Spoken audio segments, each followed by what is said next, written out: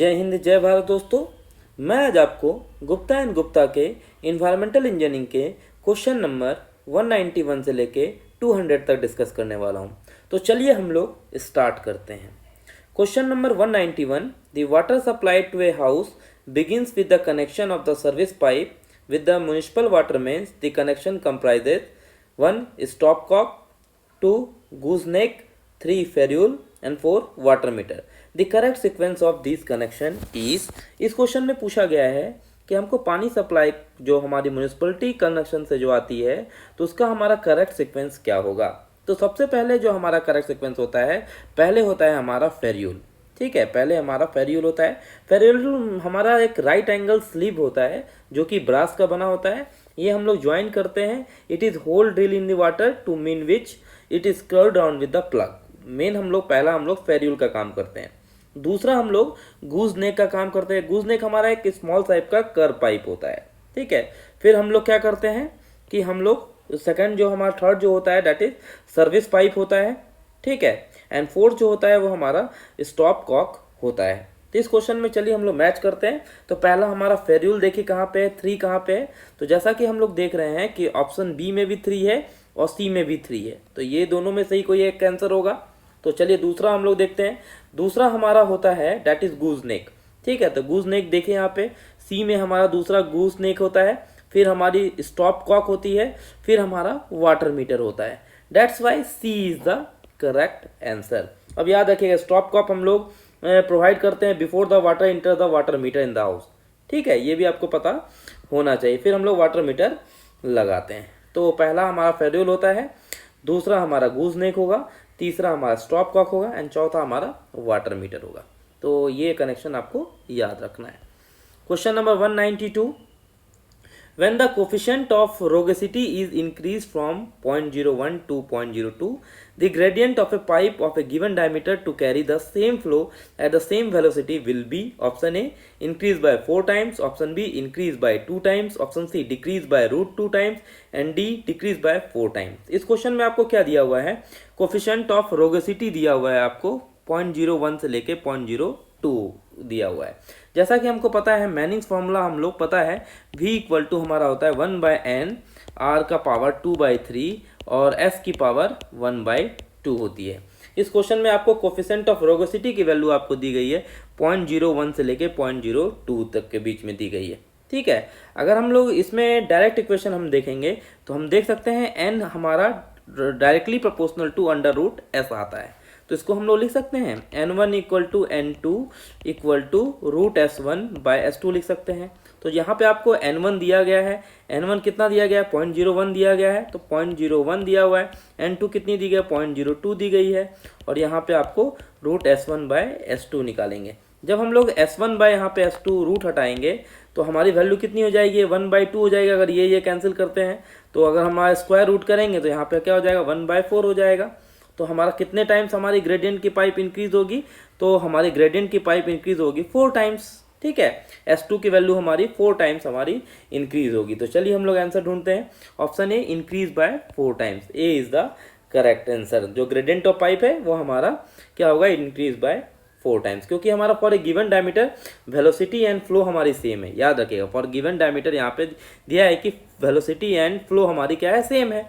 तो फ्लो हमारी सेम है तो हम लोग लिख सकते हैं n is directly proportional to √s। उसके बाद सॉल्व करेंगे, उसके बाद s2 की वैल्यू निकाल लेंगे कितने टाइम्स यहाँ पे बढ़ रही है, तो it can increase by 4 times. Question number 193, match list 1 and list 2, select the correct answer using the code given below the list. इस क्वेश्चन में आपको पूछा गया है कि मैच 1 एंड मैच 2 को हमको मैच करना है। तो सबसे पहले दिया हुआ है कंक्रीट सीवर। हमको पता है कंक्रीट सीवर उस जगह पे सुटेबल नहीं होता है जहाँ पे हमारा सॉइल में एक्सेसिव सल्फेट होंगे। तो ढूंढिए चलिए यहाँ पे। तो जैसा कि यहाँ पे देख रहा है कि concrete sewer it is unsuitable when soil containing excess sulphate. तो ए का हमारा यहाँ पे 4 हो जाएगा। फिर दूसरा है स्टोनवेयर। स्टोनवेयर हमारा generally it is resistance to corrosion free रहता है, इसीलिए हमारा बी का क्या हो जाएगा 3 हो जाएगा। फिर हमारा दिया हुआ है cast iron sewer. Cast iron sewer हमको पता है ये भी हमारा कोरोजन रेजिस्टेंस रहता है, तो हमारा इसका हो जाएगा 2 हो जाएगा। और स्टील सीवर क्या होता है वो हमारा ज़्यादा एक्सटर्नल लोड लगेगा तो ये हमारा सस्टेन नहीं कर पाएगा, तो इसका हमारा क्या हो जाएगा 1 हो जाएगा। तो हमारी करेक्ट प्रोबेबिलिटी आंसर क्या हो जाएगी 4, 3, 1 तो चलिए हम लोग आंसर ढूंढते हैं। ऑप्शन ए 1 2 3 4 बिल्कुल गलत जवाब है। Option B 4 3 2 1 B is the correct answer.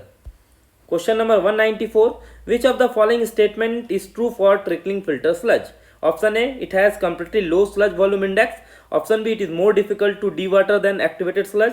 Option C, it has completely low concentration of sludge solid. And option D, बल्कि। जैसा कि हमको पता है कि जो ट्रिकलिंग फिल्टर में हमारी क्या होती है, इसमें हमारी जो स्लज वॉल्यूम इंडेक्स होती है वो बहुत ही कम होती है। तो चलिए हम लोग आंसर ढूंढते हैं। Option A, it has completely low sludge volume index, A is the correct answer. Question number 195, BOD is preferred to COD as the index of sewage concentration because option A, BOD represent both carbonaceous and nitrogenous organic matter while COD may indicate carbonate matter only. Option B, BOD test is easier to perform and give more reliable result. Option C, BOD relates specific potential organic matter which is most objectionable sewage constituent.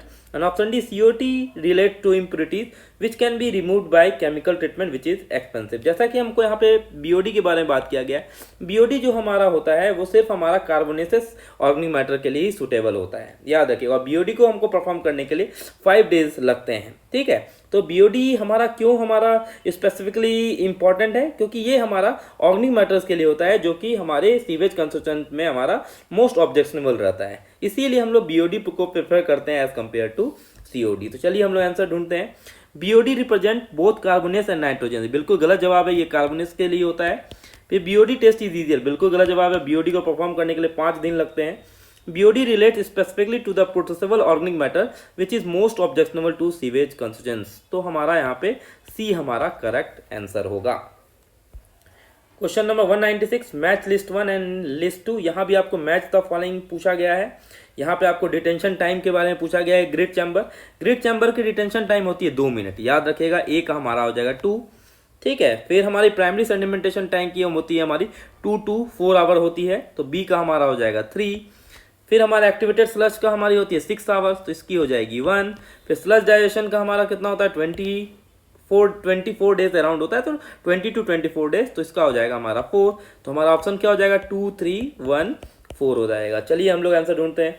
Option A 3 1 4 2 बिल्कुल गलत जवाब है। Option B 2 3 1 4 B is the correct statement. ये question आपको बहुत बार पूछे जाते हैं, डिटेंशन टाइम, तो आपको पता होना चाहिए डिटेंशन टाइम मतलब it is a theoretical time, कि कितने टाइम से हमारा सीवेज हमारा उस टैंक में रहेगा, तो सही हम लोग बोलते हैं डिटेंशन टाइम। तो आपको ये पता होना चाहिए, ये सब याद रखिए आप लोग। Question number 197, under Indian condition the average per capita contribution of BOD, जैसा कि इंडियन कंडीशन में आपको दिया गया है कि एवरेज पर कैपिटा कंट्रीब्यूशन हमारी BOD के लिए वैल्यू दी गई है 50 to 70 ग्राम पर डे। तो ये आपको डायरेक्ट वैल्यू याद रखना है कि हमारी इंडियन कंडीशन में average per capita contribution of BOD हमारी होती है 50 to 70 ग्राम पर डे। तो चलिए हम लोग आंसर ढूंढते हैं। ऑप्शन ए 10 to 20 बिल्कुल गलत जवाब है। ऑप्शन बी 20 to 35 बिल्कुल गलत जवाब है। ऑप्शन सी 35 to 50 बिल्कुल गलत जवाब है। Option D 50 to 70 gram per day, D is the correct answer. Question number 198, sewage sickness relates to. Option A toxicity of sewage interfering with the response to the treatment. Option B destruction of aquatic flora and fauna due to gross pollution of receiving body of water by sewage. Option C reduction of waste purifying capacity of the soil.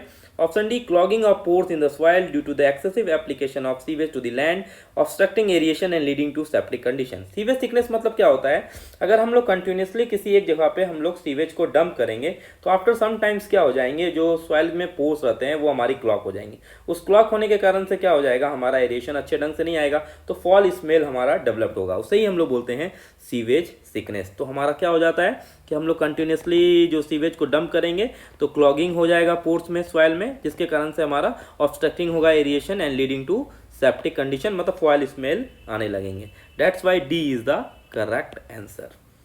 Question number 199, यहाँ भी आपको match list 1 and match list 2 पूछा गया है। चलिए हम लोग ढूंढते हैं।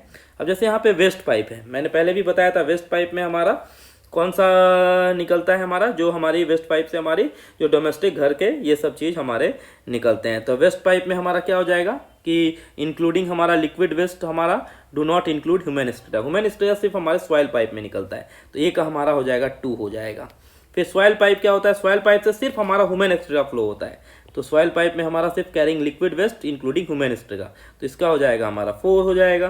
फिर वेंट पाइप हम लोग वेंटिलेशन पर्पस के लिए यूज़ करते हैं, तो सी का हमारा 5 हो जाएगा। एंटी साइफोजेनिक फिल हमने बताया था कि to preserve the water seal के लिए करते हैं, तो इसका हो जाएगा हमारी 3 हो जाएगी। तो आंसर क्या हो जाएगा यहाँ पे 2 4 5 3। चलिए हम लोग आंसर ढूंढते हैं। Option A 2 4 5 3 A is the correct answer. ये क्वेश्चन मैं पहले भी आपको पिछले क्वेश्चंस में डिस्कस कर चुका हूँ ये सब चीज़। क्वेश्चन नंबर 200, यहाँ भी आपको match list and match list 2 पूछा गया है, ठीक है। तो चलिए हम लोग आंसर ढूंढते हैं। हमको पता है जो कार्बन डाइऑक्साइड है, कार्बन डाइऑक्साइड हमारा मोनोक्साइड से क्या होता है, जैसे कि हमको सांस लेने में दिक्कत हो जाता है, तो डेट इज एक्सपायरेशन होता है, तो ए का हम लोग बोल सकते हैं 3 हो जाएगा। कार्बन डाइऑक्साइड से आपको पता है कि ग्रीन हाउस का इफेक्ट होता है, तो हमारा इसका 4 हो जाएगा। फिर मीथेन से आपको पता है डेट इज एक्सप्लोजन हो सकता है। सल्फर डाइऑक्साइड से आपको पता है एसिड रेन हो सकता है, तो डी का हमारा हो जाएगा 1 हो जाएगा और सी का हमारी 2 हो जाएगी। तो आंसर हमारा क्या हो जाएगा 3 4 2 1। तो चलिए हम लोग आंसर ढूंढते हैं। ऑप्शन ए 2 3 1 4 बिल्कुल गलत जवाब है। Option B 3 4 2 1, B is the correct answer. तो ये सब क्वेश्चन आपको बेसिक क्वेश्चन है जो जनरल साइंस है, जो आप अपने कॉमन सेंस से भी बता सकते हैं। तो ये सब क्वेश्चन को आपको ध्यान रखिए, बहुत ही इंपॉर्टेंट क्वेश्चन है। आशा करता हूँ आपको ये वीडियो पसंद आया होगा। अगर पसंद आया है तो वीडियो को लाइक कीजिए, शेयर करें और ऐसे नई वीडियो देखने के लिए मेरे चैनल को सब्सक्राइब करें, Jha channel. Thank you for watching.